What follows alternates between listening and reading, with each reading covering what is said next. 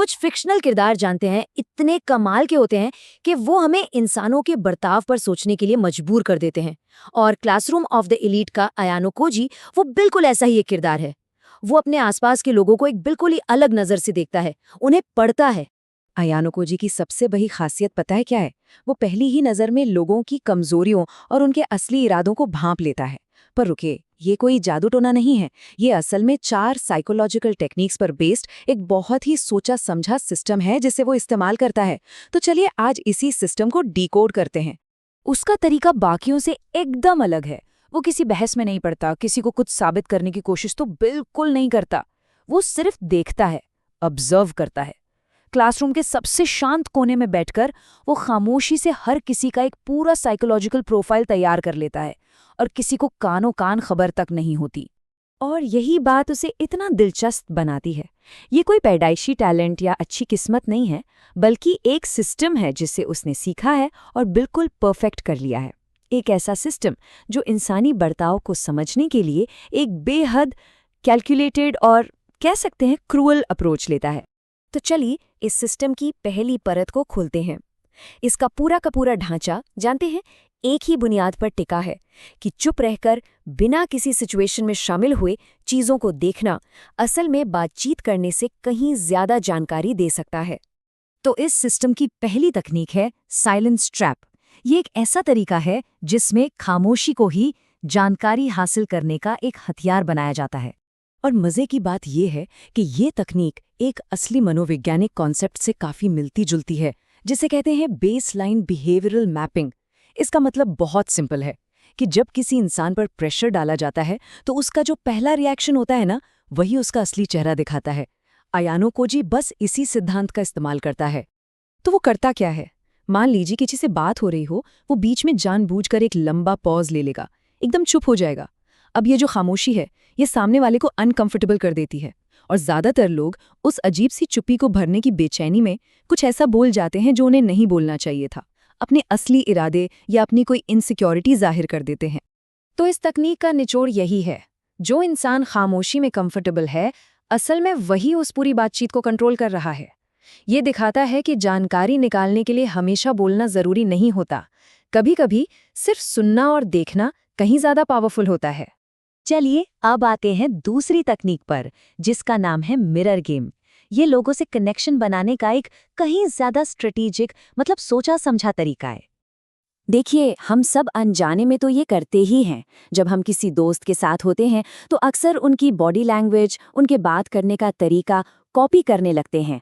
ये एक natural connection का साइन है। लेकिन अयानो कोजी इसी चीज को जानबूझकर करता है।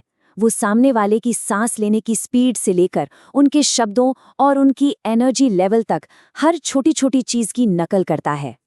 और यहीं पर उसका असली मकसद सामने आता है। नकल करने के बाद वो धीरे धीरे अपनी बॉडी लैंग्वेज और एनर्जी को बदलता है और सामने वाला अनजाने में उसे फॉलो करने लगता है। मतलब वो सिर्फ हालात पर रिएक्ट नहीं कर रहा, बल्कि वो सिचुएशन में मनचाहा रिएक्शन पैदा कर रहा है। बिना एक शब्द कहे कंट्रोल उसके हाथ में आ जाता है। तीसरी तकनीक है नीड डिटेक्टर। इसका पूरा फोकस इस बात पर है कि हर इंसान के हर एक्शन के पीछे एक बहुत गहरी, एक बुनियादी जरूरत छुपी होती है। अयानो कोजी का मानना है कि ज्यादातर लोगों को 3 में से कोई एक चीज चलाती है। पहली, सम्मान पाने की इच्छा, जो उन्हें हर वक्त खुद को साबित करने के लिए मजबूर करती है। दूसरी, सुरक्षा की तलाश, जो उन्हें हमेशा सेफ खेलने पर मजबूर करती है। या फिर तीसरी, प्यार और एक्सेप्टेंस, जो उन्हें दूसरों को खुश करने के लिए कुछ भी करने पर मजबूर कर देती है। और एक बार जब वो इस कोर नीड, इस बुनियादी जरूरत को पहचान लेता है तो उसका अगला कदम बहुत सीधा साधा होता है।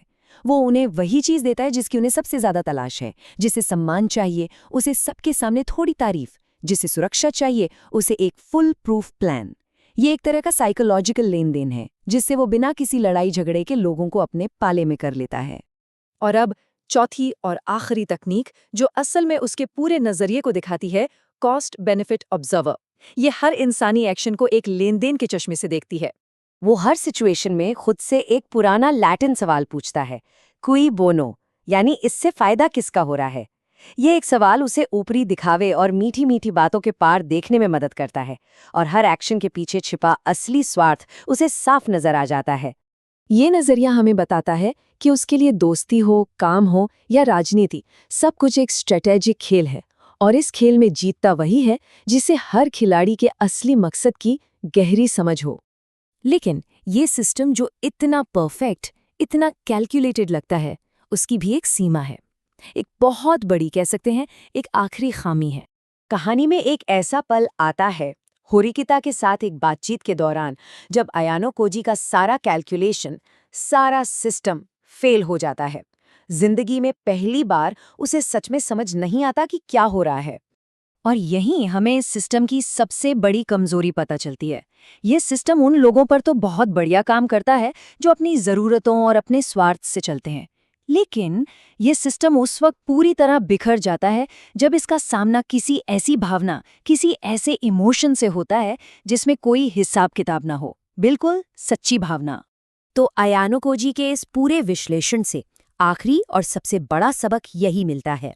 ये सारी रणनीतियां और सारे कैलकुलेशंस बस तब तक ही काम करते हैं जब तक खेल में सच्ची भावनाएं शामिल न हों।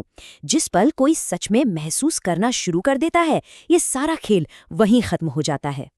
तो इस पूरे विश्लेषण के बाद एक सवाल सोचना काफी दिलचस्प है। क्या ये सारी तकनीकें सिर्फ फिक्शन में किरदारों को समझने के लिए हैं, या फिर ये हमें इंसानी व्यवहार के उन पैटर्न्स के बारे में भी कुछ बताती हैं जो शायद हम हर रोज अपने आसपास देखते हैं?